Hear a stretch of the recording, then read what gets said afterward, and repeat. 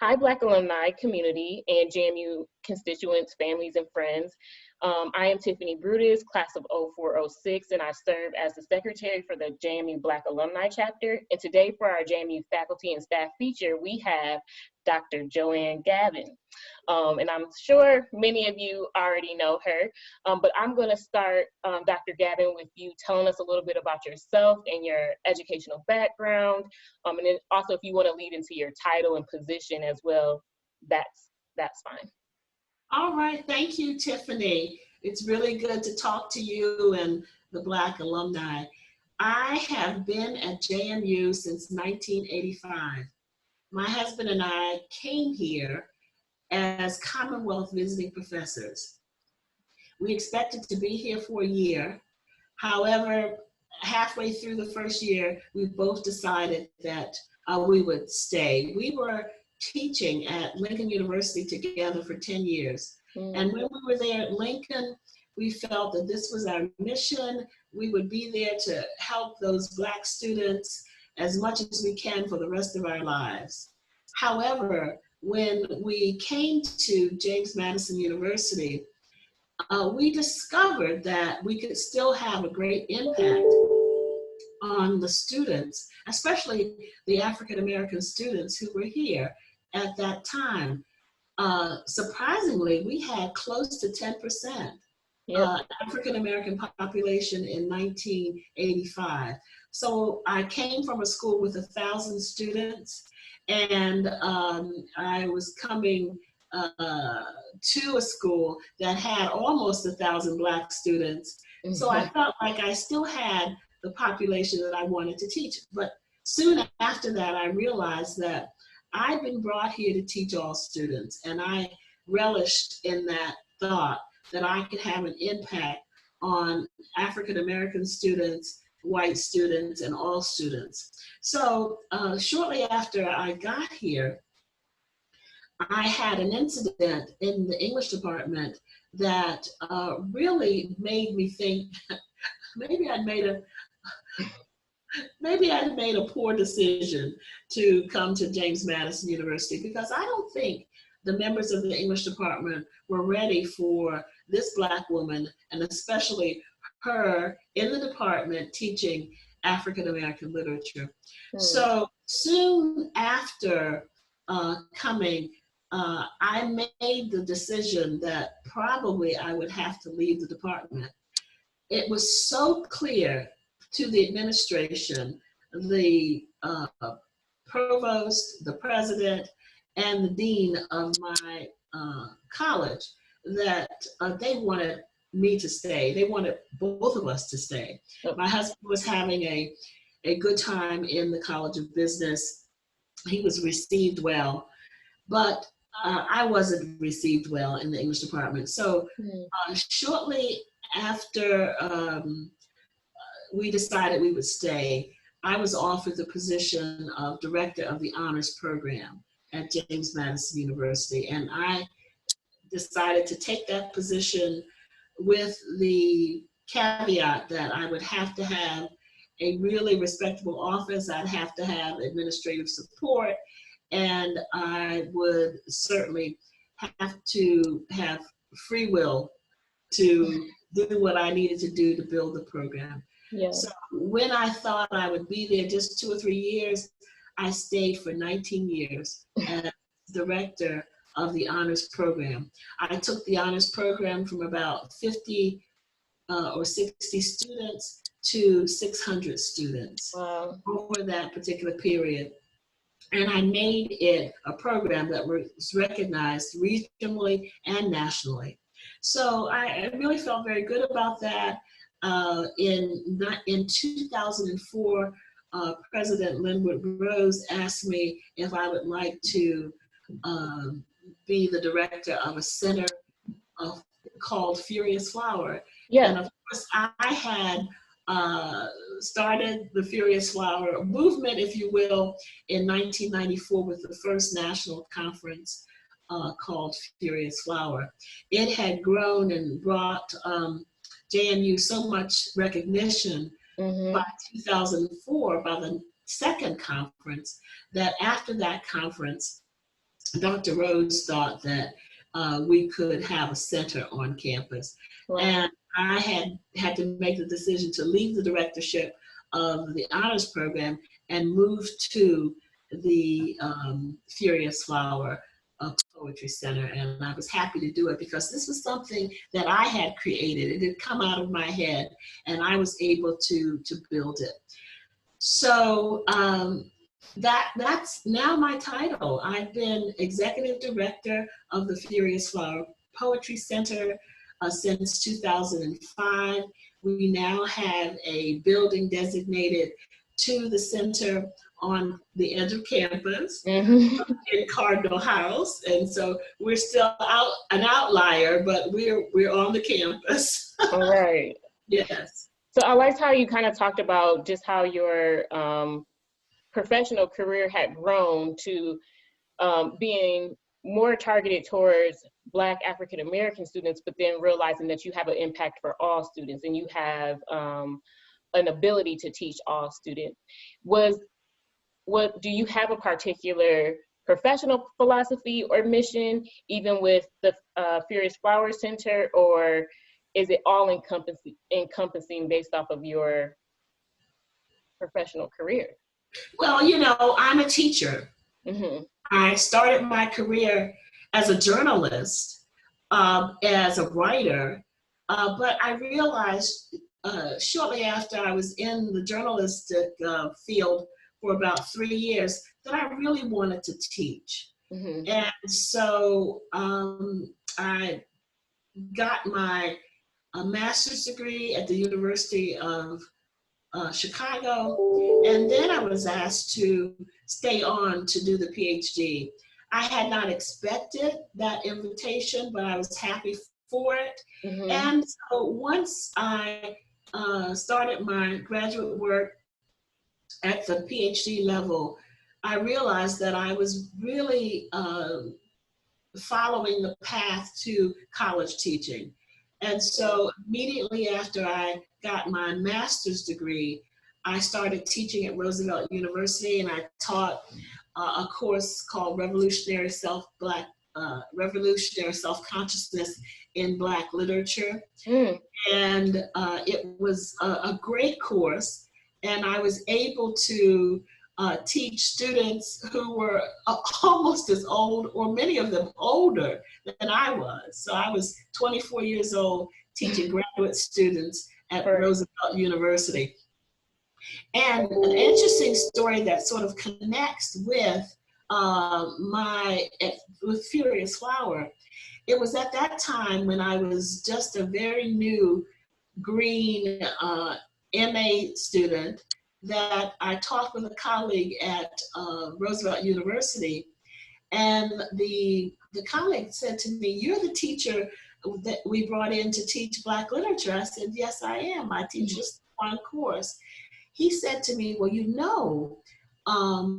Gwendolyn Brooks almost started teaching at Roosevelt University. We almost attracted her to Roosevelt." And I said, "What happened?" Because by that time, I knew Gwendolyn Brooks. I was in Chicago. She was there. I was not a close friend of hers, but certainly a big admirer of hers. Yeah. And he said, "Well, the faculty turned her down." And I said, "Now, Tiffany, this was 1971. Mm-hmm. And Gwendolyn Brooks, in fact, I have on the Gwendolyn Brooks shirt. Oh, okay. That shows all of the poet laureates of the United States." Mm-hmm. She had won the Pulitzer Prize in 1950. Wow. She was the first Black American to win the Pulitzer. And here you have an English department dealing with antiquated credentialing, saying that she is not prepared to teach students at Roosevelt University. I was so incensed. This started my literary activism. I said, if I got an opportunity to teach at any university, I would always bring Gwendolyn Brooks to that university so that I could expose my students to her. Yeah. So after Roosevelt, I taught at Chicago State. I brought her to Chicago State University. I then taught at Lincoln University. I brought her to Lincoln University. And the very first full year I was here at JMU, I brought Gwendolyn Brooks in 1986 to James Madison University.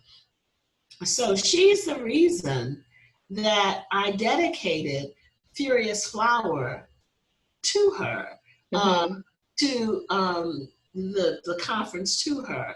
And you might know that Furious Flower comes from a line in one of her poems. So instead of calling it the Gwendolyn Brooks Conference, I called it the Furious Flower Conference. Right. And this center that I'm sitting in is dedicated to her, Gwendolyn Brooks. She came to JMU at my invitation 3 times. Wow. Yeah. And she passed away in the year 2000. Mm-hmm. Yeah. And there's also been many others that you have brought to campus. And I think too, when I was a student and even over through the years, even with the students that I work with, coming back to kind of express or going to kind of like the listening to poetry readings throughout the week and stuff like that, like I've been able to participate in that. So you brought so many others. And I think that the exposure has such a greater impact than people actually think. Yes. And it's just, and it was just you bringing Gwendolyn Brooks maybe that first year in '86, but the impact that it had on the people who were able to witness that and participate and even engage in that opportunity, yes, those things are life-changing. They really are. They're transformative. Yeah. And I have been told by many students who are now Black alumni, they participated in that very first conference in 1994. And it stayed with them. They were in the audience with 1,000 other students and faculty who crowded into Wilson Hall. And they heard not only Gwendolyn Brooks, but Rita Dove and Sonia Sanchez and Nikki Giovanni, Amir Baraka, Hakeem Adabuti, Michael Harper, Mari Evans. I had more than 35 nationally known distinguished poets to come to that week from Thursday to Sunday. JMU students saw the pantheon of African American poets, the best poets, the best American poets that I could bring. And so this was phenomenal. And I really thought, Tiffany, it was going to be a one-shot deal. I did not expect to work that hard ever again. Because if you can imagine getting 35, getting contracts for them, getting their travel, getting their honoraria, setting up meetings and events and panels for 500 or 600 people, and then having the university students come on top of that. We crowded out Wilson, which holds 1,300 people, every night, every afternoon. So it was phenomenal. And it was called the Coup of the Century for literary events by one of my colleagues, Eleanor Traylor from Howard University. So I want to get back to the first part of that question, and that is, what is my educational philosophy? When I teach with love. And part of the way I love on my students is to share with them people who have inspired me.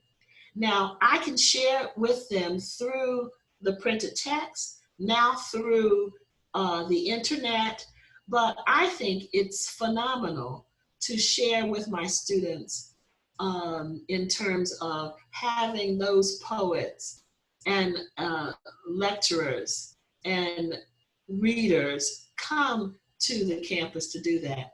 So I was doing that long before Furious Flower, the conference, and certainly long before Furious Flower, the Poetry Center. I did that when I was at Lincoln University. The first year I taught at Lincoln University, I took my students on a bus to the Library of Congress to meet the,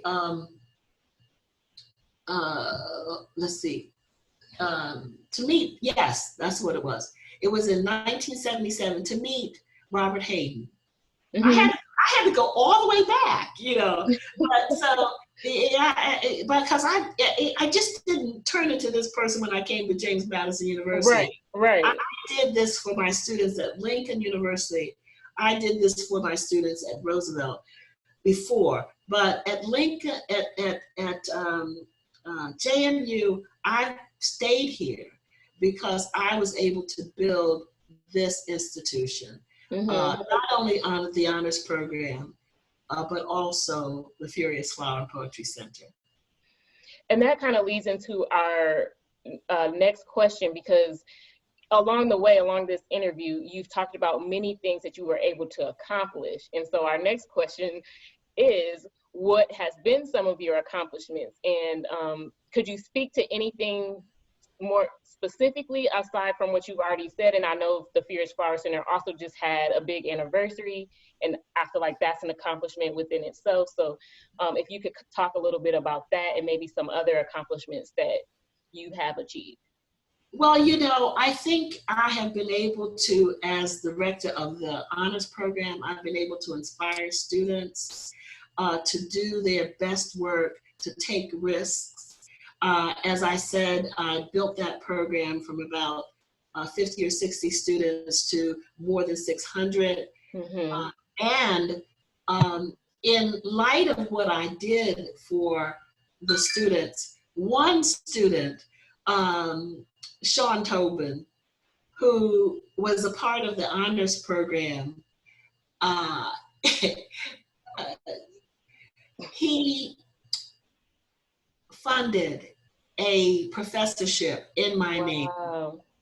And I hesitate because I always get emotional when I say this, but when we were able to talk and when he announced this particular honor, he told everybody, you know, Dr. Gabbin put me out of the honors program. He did not graduate as an honors student, but he was such a lively student, and he had so many talents that I recognized those talents. So I wanted to show a little bit of love and consideration to him by saying, you have excellent talents as a student. You don't have the GPA to remain in the honors program, but you can do well in the College of Business.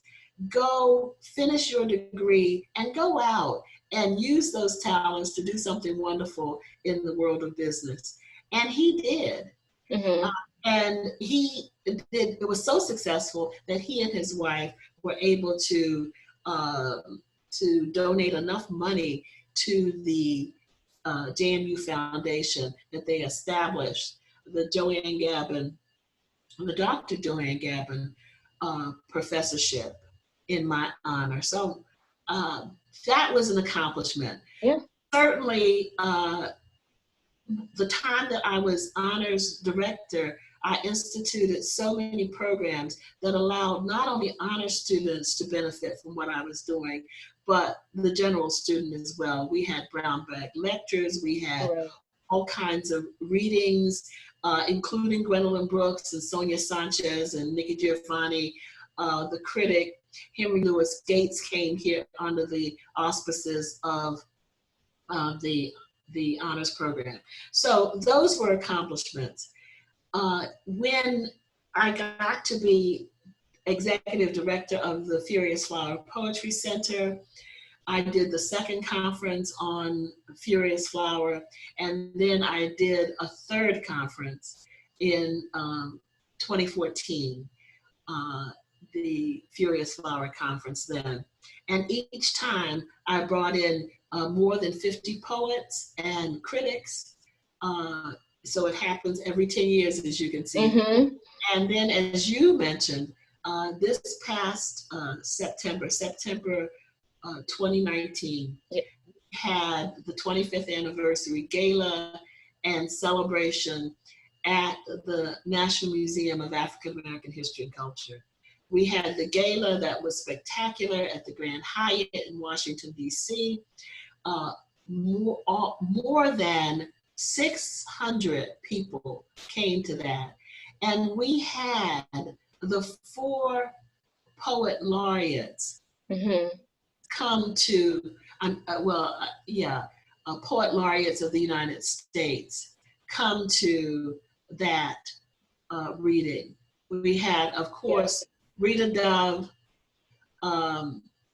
Natasha Trethewey, and Tracy K. Smith, who were the National Poet Laureates. And we also had the Youth Poet Laureate come to speak as well.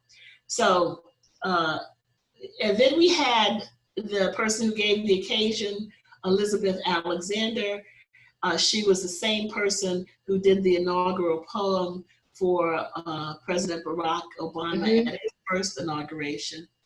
I had MacArthur Fellow and amazing poet Terrence Hayes, who was our master of ceremony. We had Ranky Tanky, the band. It's a funny name, but believe me, I tell you, a month later, they won the Grammy for the best folk band. So we were not playing. We had the top of the top of the cream there. Yes. Oh, and then on the second day, to be hosted by the National Museum of African American History and Culture, be able to be in that hallowed space where for almost 100 years, this museum was in the planning. And in the 3rd year of its existence, we were there with the whole day they devoted to us. And we used the Oprah Winfrey Theater for our panels and our readings. We used the entire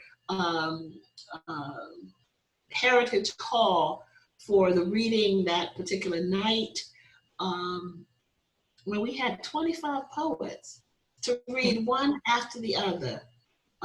It was amazing. It was something to be seen. And then we had poets who also did videotapes talking about the influence and the impact of Furious Flower.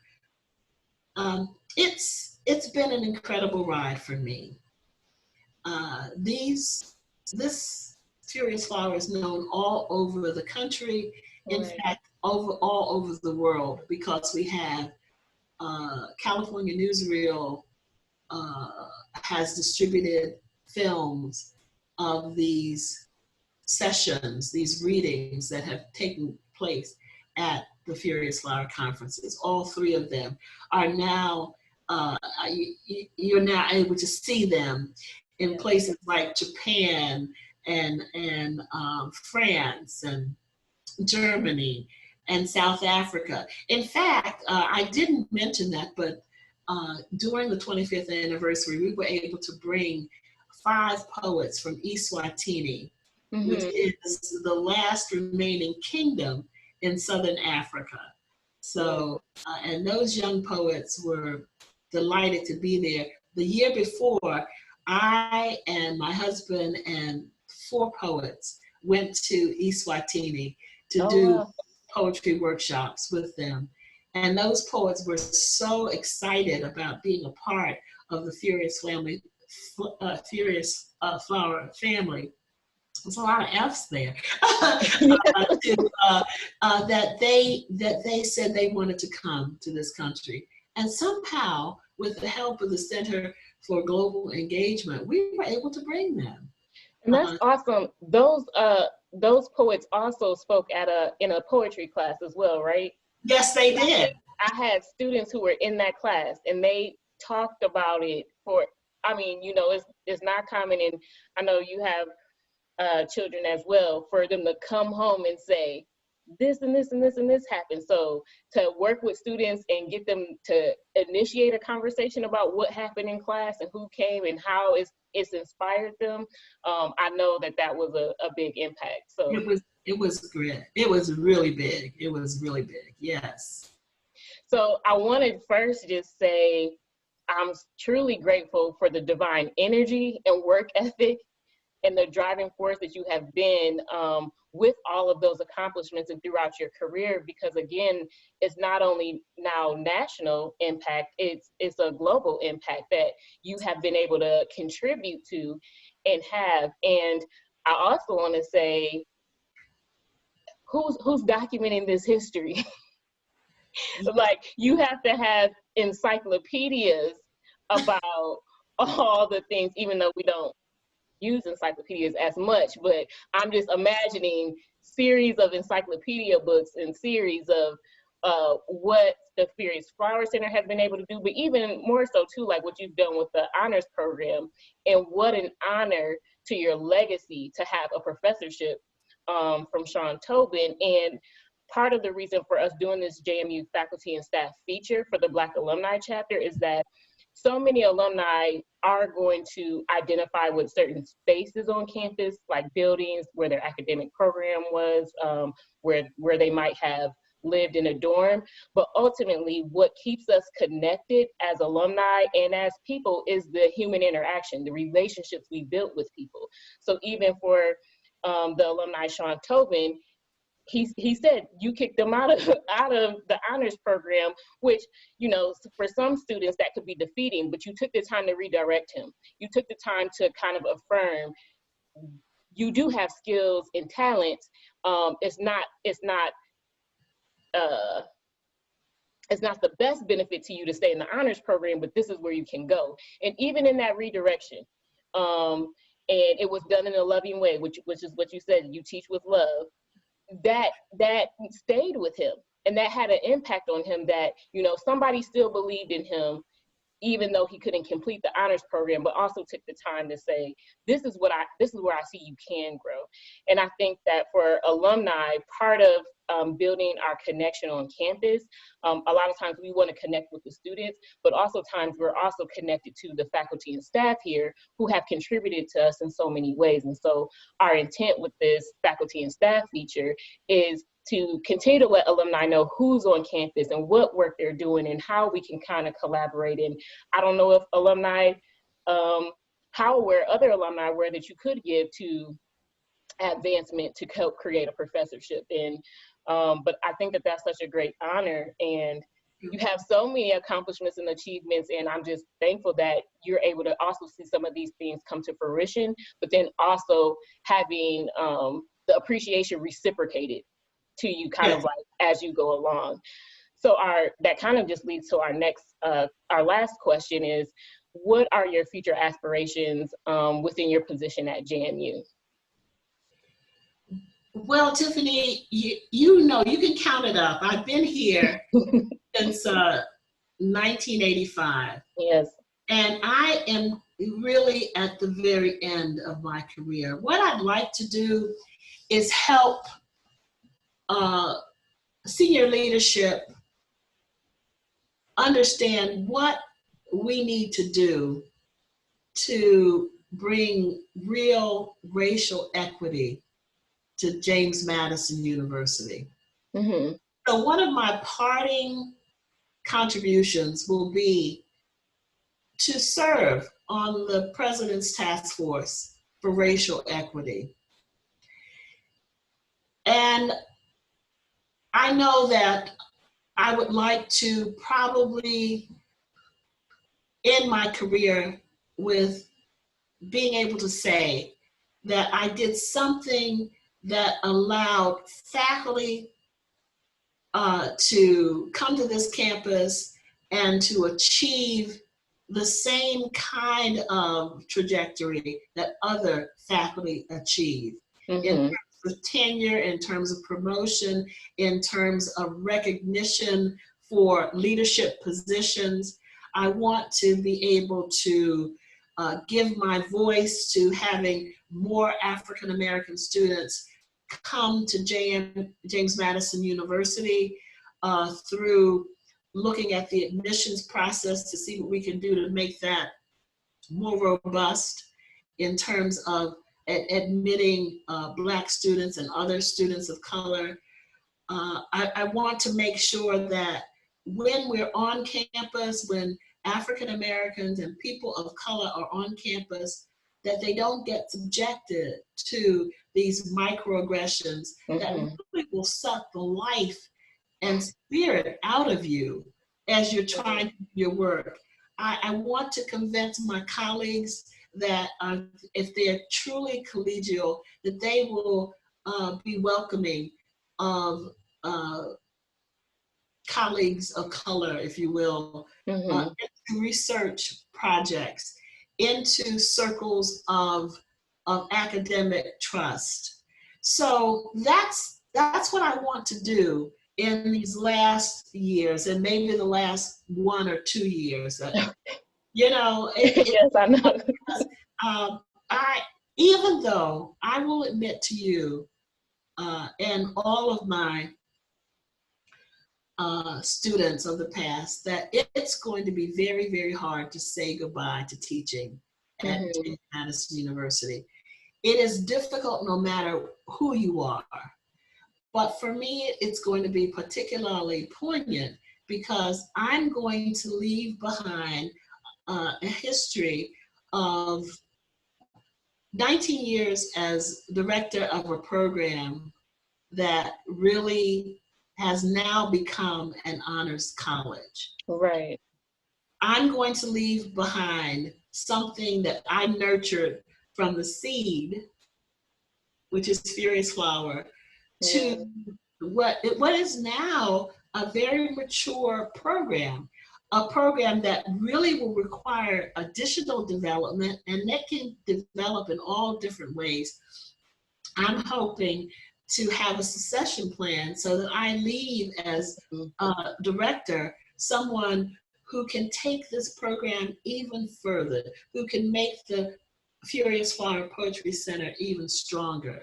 Right. So I'm looking to kind of cap off my career with success, you know, in these areas. So it's been a wonderful ride, and in speaking with especially the Black alumni chapter, I have so many wonderful memories of students who've kept in touch with me, who will not move to another position until they call me to say, this is what I'm doing. Will you write a recommendation? Right. Or simply, I want your blessing as I go to this next step in my career or in my family life. It is just amazing. I remember one of the first invitations I got was to Charles Haley's wedding. That was, you know, he was one of the first people who connected with me and my husband. And I must say, it's been a joy being on the campus with my husband and seeing his reputation as he has, I would have to say, maybe I'm being biased, but I would have to say, he is the most recognized professor in the School of Accounting. He is. I don't want to say the best because clearly that would be biased, but he is the most recognized and honored faculty member in the School of Accounting. He is now the director of the School of Accounting, and he's doing that for the second time around. So I don't know when he's going to retire. I'm sure that I will probably retire before he does. Okay. And the retirement is attractive to me because I would like to do what I've been doing here with you for the last hour, and that is I would like to be able to have a little bit of health and strength and mind to write a memoir about my life. That would be. I think some people want to read it. Yeah. Yes. Yeah. So that's what I'm going to do. Well, thank you so much for your time today. And again, thank you for all of your contributions, just also for having the heart to do the work. And it's very important, very impactful, and it transcends. So even your students, like you said, like you were at Charles Haley's wedding, or you got the invitation to that, probably something that you instilled in Charles, he instilled in his family as well. So I love that it can kind of go down to generations from generations. Again, on behalf of the Black Alumni Chapter, thank you for your time today. And we look forward to continuing to work with you and to look for opportunities to be on campus and to support in any way that we possibly can. Thank you, Tiffany. You're welcome. Have a good day. You too. Bye-bye now. Bye.